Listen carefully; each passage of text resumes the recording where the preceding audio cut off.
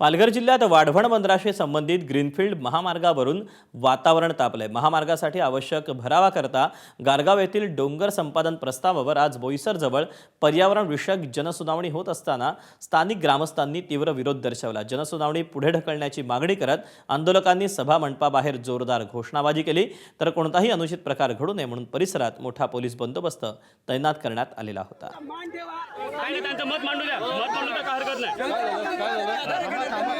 हे जे विनाशकारी वाढवण प्रकल्प वाढवण बंदर आहे हे आमच्या पालघर जिल्ह्याच्या विनाशाचं मूळ आहे। त्याच्यामुळे ह्या मुळात याला विरोध असल्याकारणाने आम्ही या जनसुनावणीमध्ये पोलीस प्रशासनाला पुढे करून सरकार काळं शर्ट घालणं नाही, पेन नेणं नाही, पिशव्या नेणं नाही, कागद नेणं नाही, ह्याचा आम्ही निषेध करत आहोत।